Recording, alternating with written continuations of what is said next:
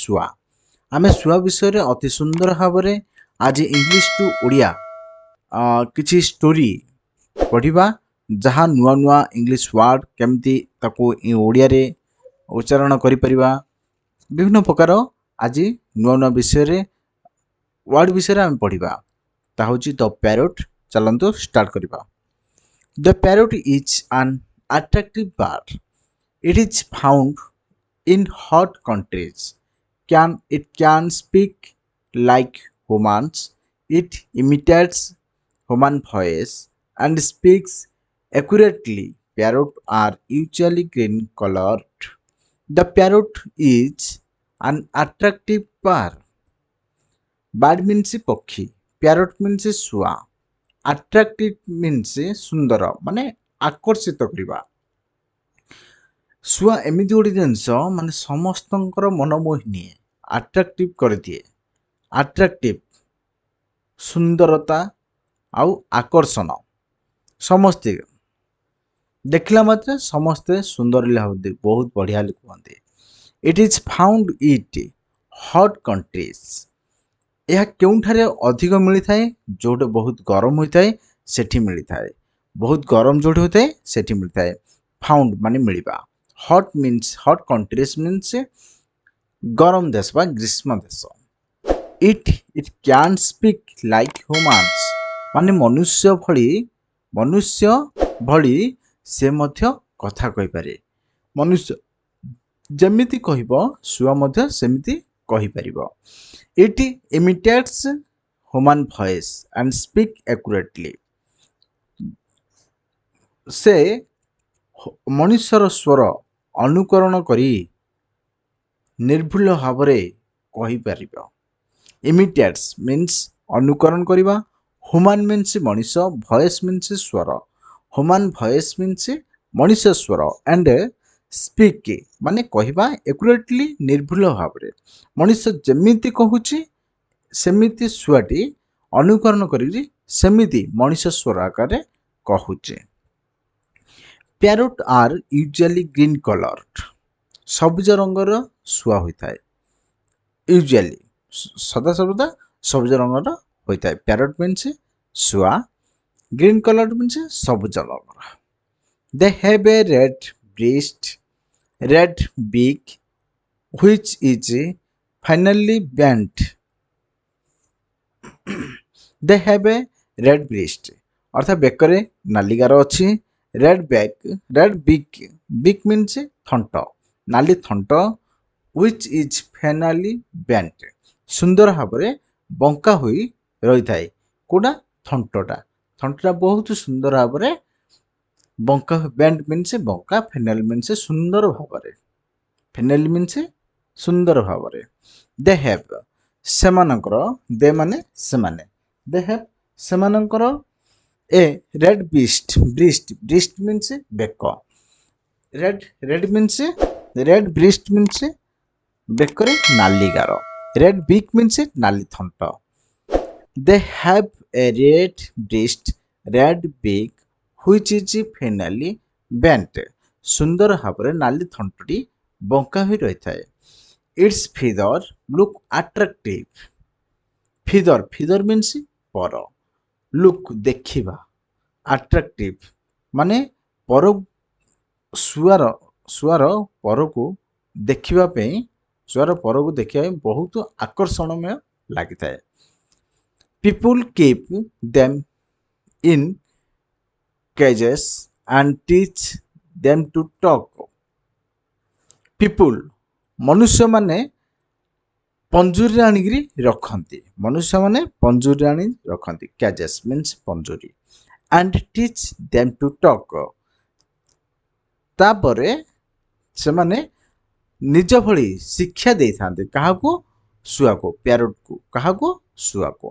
De ଉଟର, Ram, Mitu and some words clearly. ଦେ ସେମାନେ ଉଚ୍ଚାରଣ କରନ୍ତି, ରାମ ବୋଲି ଡାକ, ମିଟୁ ବୋଲି ଡାକ, and some words clearly ନିର୍ଭୁଲ ଭାବରେ ଯେମିତି କହିପାରିବ ଶୁଆଟି ସେମିତି ଭାବରେ ଶିଖେଇଥାନ୍ତି। People keeps. Keep means ରଖିବା. People ମନୁଷ୍ୟମାନେ ରଖନ୍ତି. Them is cages. Cages means ପଞ୍ଜୁରୀ and teach them to talk. They utter Rama Mitu and some words clearly. Word means ଶବ୍ଦ clearly means ନିର୍ଭୁଲ ଭାବରେ.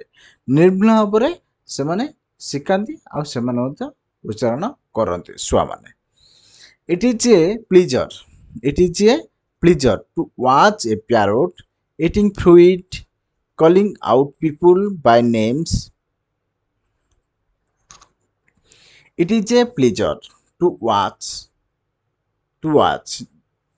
ଯଦି ଆମେ ପ୍ଲିଜର ମିନ୍ସ ଆନନ୍ଦ, ୱାଚ୍ ମିନ୍ସ ଦେଖିବା, ପ୍ୟାରୋଟ୍ eating ଫ୍ରୁଇଟ୍, eating ଫ୍ରୁଇଟ୍ ମାନେ ଫଳ ଖାଇବା, ପ୍ୟାରୋଟ୍ ମାନେ ଶୁଆଟି ଯେତେବେଳେ ଫଳ ଖାଉଛି ଆମେ ତାକୁ ଦେଖିଲେ ବହୁତ ଆନନ୍ଦ ମିଳିଥାଏ, ବହୁତ ଆନନ୍ଦ ମିଳିଥାଏ।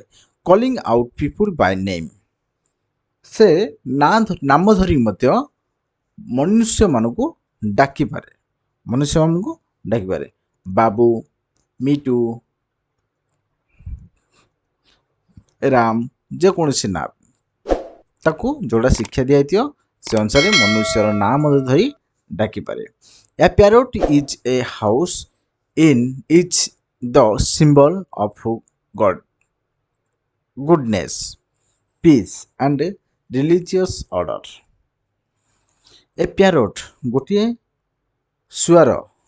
ଶୁଆ ଯଦି ଘରେ ରହିଲେ ଅର୍ଥାତ୍ ସେ କେମିତି ଭାବରେ ଘରେ ରହିବ, is the symbol of goodness, ଚିହ୍ନ, ଗୋଟେ ସଦାଚାର ଚିହ୍ନ ଆକାରରେ ଘରେ ରହିଲେ, ଘରେ ଗୁଡନେସ୍ ଅର୍ଥାତ୍ ସଦାଚାର, ପିସ୍ ମିନ୍ସ ଶାନ୍ତି, ରିଲିଜିୟସ୍ ଅର୍ଡର ମିନ୍ସ ଧାର୍ମିକ ପରମ୍ପରା ଭାବରେ ଗୋଟେ ସିମ୍ବଲ ଭାବରେ ଘରେ ରଖିଥାନ୍ତି, ଘରେ ରଖିଥାନ୍ତି। ସିମ୍ବଲ ମିନ୍ସ ଚିହ୍ନ ଅର୍ଥାତ୍ photo copy. A parrot is a house, is a symbol of goodness, peace and religious order. Pleasure means Anand, peace means ଶାନ୍ତି, ଆନନ୍ଦ ଅଲଗା ଶାନ୍ତି ଅଲଗା। House means in a house ଅର୍ଥାତ୍ ଘରେ ରହିଲେ। ସିମ୍ବଲ ମିନ୍ସ ଚିହ୍ନ, ଗୁଡନେସ୍ ମିନ୍ସ ସଦାଚାର, ରିଲିଜିୟସ୍ ମିନ୍ସ ଧାର୍ମିକ, order means ପରମ୍ପରା, order means ପରମ୍ପରା, religious order ଅର୍ଥାତ୍ ଧାର୍ମିକ ପରମ୍ପରା। ନାଉ ଦ ପ୍ୟାରଟ୍ସ ଆର୍ ଡିକ୍ରିଜିଂ କୁଇକଲି, ଏ ବର୍ତ୍ତମାନ ଶୁଆମାନଙ୍କର ସଂଖ୍ୟା ବହୁତ କ୍ଷିପ୍ର ଗତିରେ କମିବାକୁ ଲାଗିଛି। We should not hunt them beautiful birds. ଆମ୍ଭେମାନେ ଯଦି ବହୁତ ସୁନ୍ଦରମୟ ପକ୍ଷୀକୁ ଯଦି ଶିକାର ନ କରିବା କେବେ ହେଲେ ସେମାନଙ୍କର ପତନ ଘଟିବ ନାହିଁ, ଡିକ୍ରିଜିଂ କେବେ ବି ହେବ ନାହିଁ। ନାଉ ମିନ୍ସ ବର୍ତ୍ତମାନ, ଦ ପ୍ୟାରଟ୍ସ ମିନ୍ସ ଶୁଆ, ଡିକ୍ରିଜିଂ ମିନ୍ସ କମିବା, କୁଇକଲି ମିନ୍ସ ଶୀଘ୍ର, ଡିକ୍ରିଜିଂ ମିନ୍ସ କମିବା, ଡିକ୍ରିଜ କମିବା। ୱି ମିନ୍ସ ଆମ୍ଭମାନେ, ବ୍ୟୁଟିଫୁଲ ମିନ୍ସ ସୁନ୍ଦରମୟ, ବାର୍ଡସ୍ ମିନ୍ସ ପକ୍ଷୀ, ହଣ୍ଟ ମିନ୍ସ ଶିକାର କରିବା, ହଣ୍ଟ ମିନ୍ସ ଶିକାର କରିବା। ଦ ପ୍ୟାରୋଟ୍ ମିନ୍ସ ଶୁଆ, the parrot is an attractive part, it is found in hot countries. It can speak like humans. It imitates human voice and speaks accurately.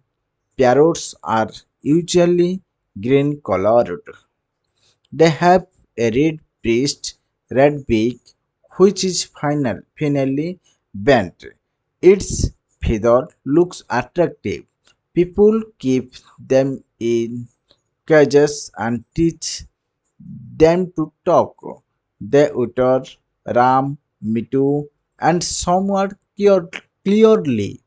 It is a pleasure to watch a parrot eating fruit, calling out people by names. A parrot in a house in the symbol of goodness, peace, and religious order. Now the parrots are decreasing quickly.